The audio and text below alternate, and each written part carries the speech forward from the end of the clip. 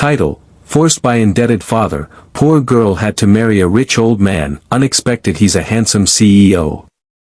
Chapter 1, A Life of Sacrifice. The wind rustled the curtains of a modest home, their thin fabric barely clinging to the window frame. Inside, the smell of cooking lingered faintly, mixing with the scent of old books that lined the shelves. In the corner, a small table sat with a half-empty cup of tea, its steam dissipating in the quiet air. Mei Ling, a young girl of just 22, stood in front of a cracked mirror, staring at her reflection. Her dark hair was neatly tied back, and her simple dress hung loosely on her small frame. Her eyes, however, told a different story, a story of years spent watching her family struggle under the weight of debts they could never repay. Mei Ling's father had made choices that led them here, to this moment. The choices he had made had placed a heavy burden on her shoulders. Mei Ling, her father had said, his voice breaking with desperation, "There's no other way. I can't pay the debt. This is the only way to save us." She had never questioned him. Not when he had asked her to take on more chores than any girl her age should have, not when he had hidden his tears from her, pretending everything was fine. She had always believed her father was doing his best. But now, at the brink of losing everything, the only way to settle the family's debts was to marry the man who held the contract, the man who had agreed to clear their name. That man was not just any man. He was a wealthy businessman in his 50s, the kind of man with an empire and influence, a man who had seen the heights of power and the depths of loneliness. Her heart clenched at the thought. The man, Mr. William Gray, was nothing like the people she had dreamed of in her fantasies. He was old, stern, and aloof. Mei Ling had heard rumors about him, how cold he was, how his company was known for exploiting its workers. But none of that mattered now. What mattered was that her father had put her in this impossible situation. Tears pricked at the corners of her eyes, but she forced them away. She had never been one to feel sorry for herself. It wasn't in her nature. So she had made a decision.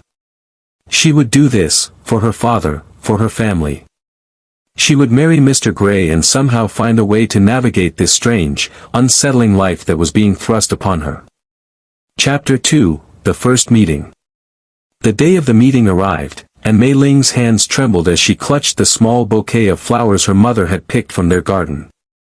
Her heart beat loudly in her chest, echoing in her ears as she stepped into the grand hall of William Gray's mansion. The floor was polished marble, and expensive artworks adorned the walls, casting an intimidating silence over the space. Mei Ling had expected to meet an old, gray-haired man with the air of a business tycoon who had seen too much of the world. Instead, what she saw took her breath away. Standing in the center of the room, dressed in a sharp suit, was a man who looked no older than 35. His dark hair was perfectly styled, and his jawline was strong, giving him a magnetic presence.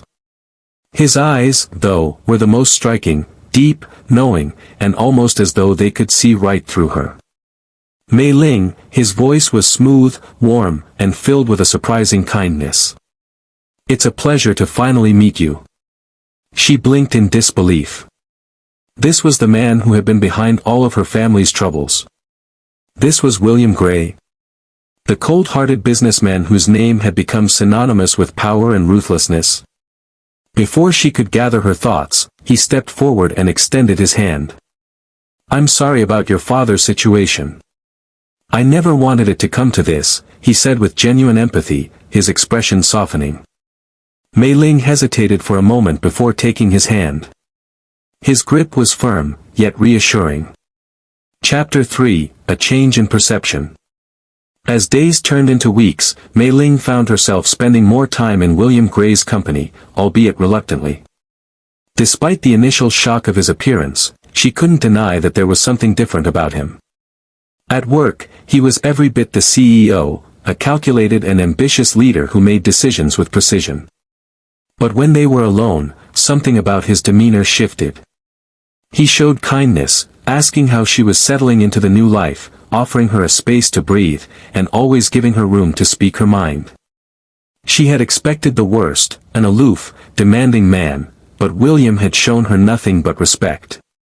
One evening, after a long day of discussions, they sat in the garden of his mansion, surrounded by fragrant flowers that bloomed in the warm spring air. Mei Ling had been quiet, lost in thought, when William spoke up. "You don't have to stay here if you don't want to, you know," he said quietly, his gaze fixed on the horizon. "I made the offer to your father, but you don't owe me anything. You're free to go anytime. I won't hold you to anything." Mei Ling looked at him, stunned. "But, you paid my father's debt. You." William raised a hand, cutting her off gently. "I did it to help him, not to make you feel like a prisoner.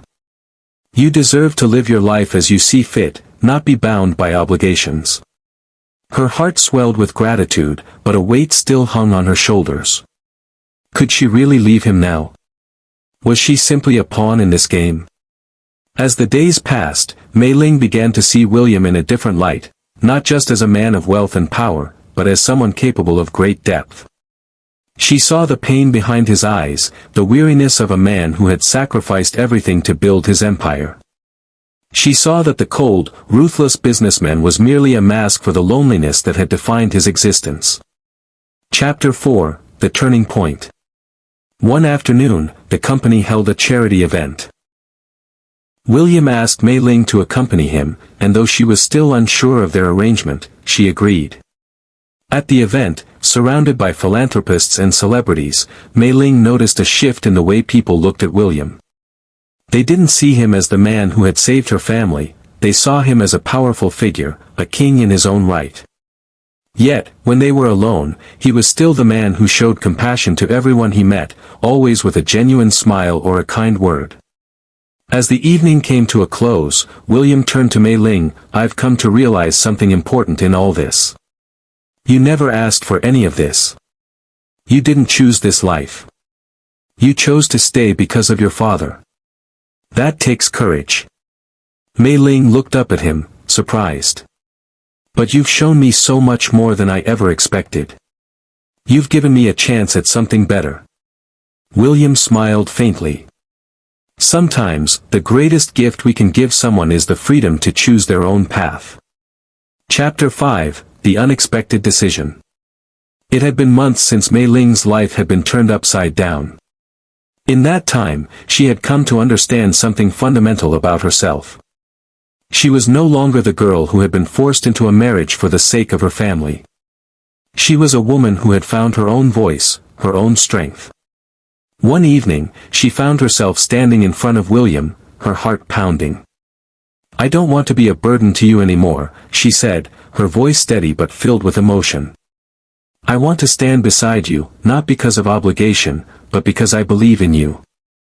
William's expression softened, and he took her hands in his. "I don't want to force you into anything, Mei Ling. But I want you to know, what we've built together, this journey, it's just the beginning. I've never had anyone who believed in me the way you do."